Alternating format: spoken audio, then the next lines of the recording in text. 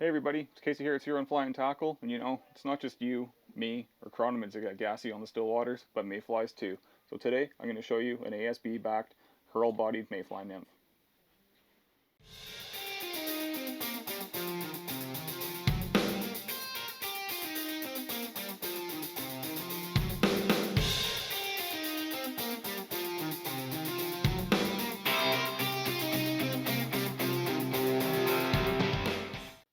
Alright, so for this fly, I've got an Ahrex FW561 in a size 12, and that's just a traditional nymph hook in a barbless variation.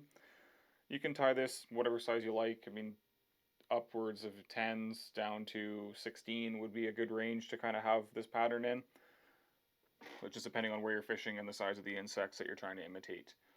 For thread, I'm going to use Uni Thread in 8/0 in the color tan.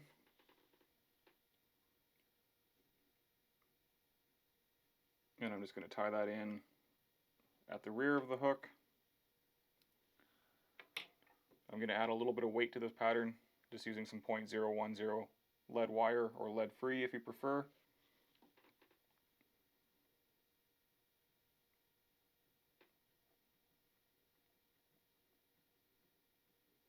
And I'm going to do about a dozen wraps, give or take. And we'll position that towards the front of the hook shank.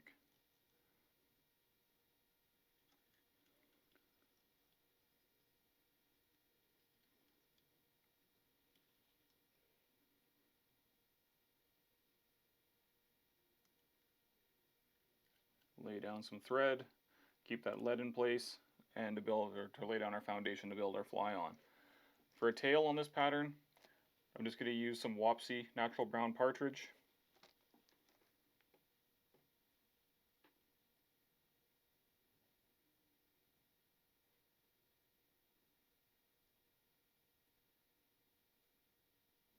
And then we're just going to line these tips up as best as we can.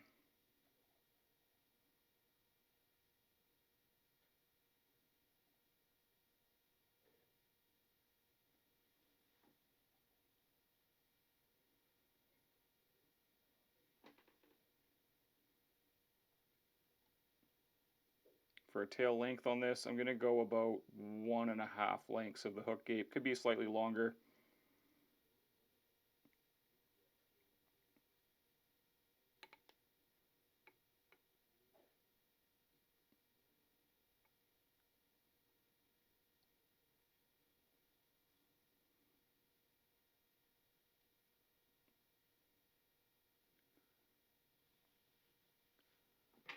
Trim off the excess to about where the lead starts.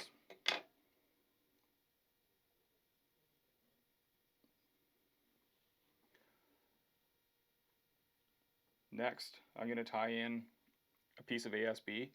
This is just a sheet of ASB bag that we have here at the shop. We've got a paper cutter here, so cutting it it's really easy to do.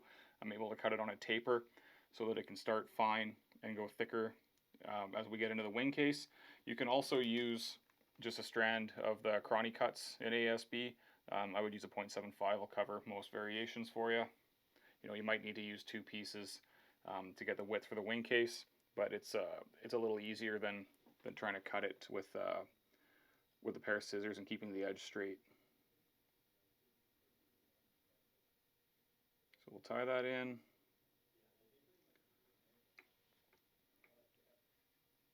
Next, I'm going to tie in my rib material, which is going to be some UTC Ultra wire in a small copper brown.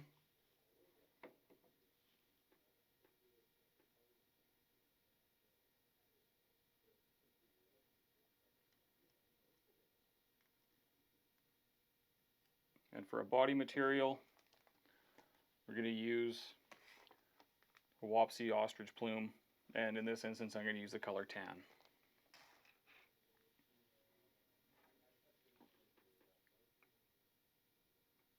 Take 3 or so pieces,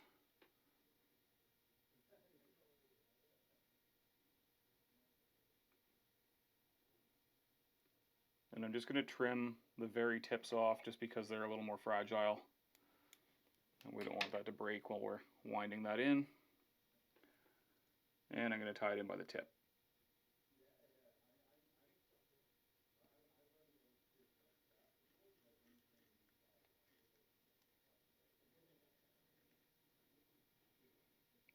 Now I'm going to wind these materials in the opposite order that I tied them in. So first thing I'm going to do is I'm going to wrap my body, this ostrich herl.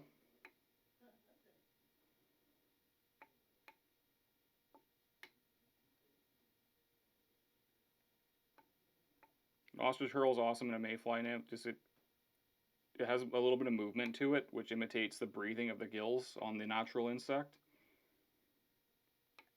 It's not the most durable material in the world, but we're going to fix that with our wire rib.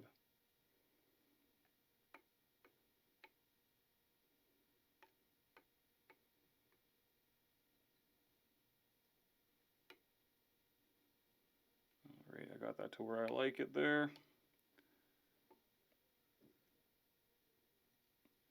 Tie that off. And we're going to trim off the butts. So next, I'm going to lay my anti-static bag over the top, and that's going to imitate that bug gassing up before it hatches, before it goes into the adult stage. Just like on a chironomid, you get that little bit of silver shine to it, and sometimes the fish can key in on that. Now, they don't always have that gassy appearance to them. You can substitute either a piece of like ginger pheasant tail with the tan, for example, or a piece of turkey quill or whatever you like to do the shell back on this, and the wing case if you like as well too. If you don't want to do a gassed up variation, that will be a good one to have as well too. So next, I'm going to rib the abdomen of the fly with that wire, and that's just going to add some segmentation to it to imitate the natural, as well as make this a lot more durable.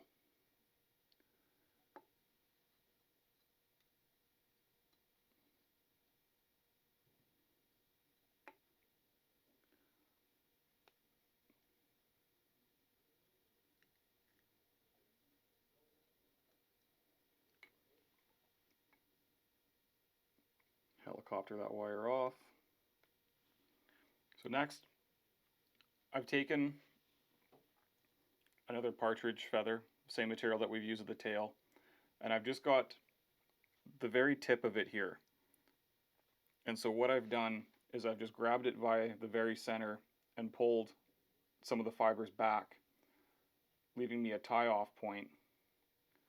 And I'm just going to tie this in by the very tip.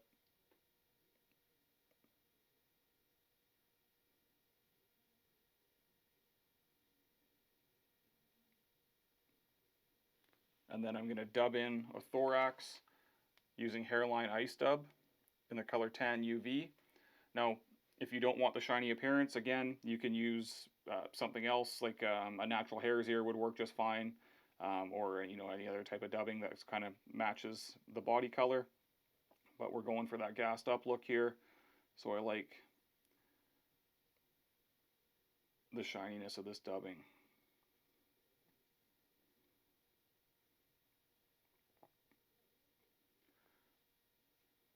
Just put a thin dubbing noodle onto our thread there.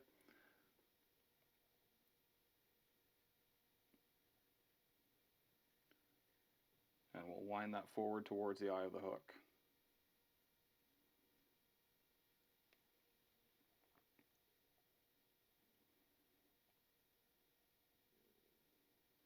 Should mention, you can tie this in a bead-headed variation if you like to, if you want to get that fly to sink down a little bit faster. So now I'm just going to pull the stem of that partridge hackle forward, and I'm going to stroke the fibers back. While I do that, laying them over top of the thorax, and we're going to tie that off just behind the eye. So I got a little bit of dubbing on the thread there that I don't want to jam into the eye.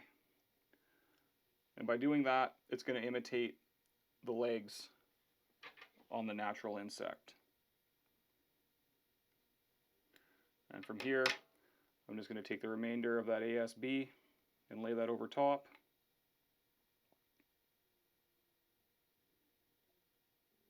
We're just going to secure that behind the eye of the hook, wrap or two in front.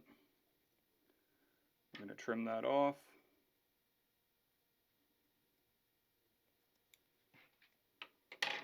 We'll hit that with our trusty whip finish tool.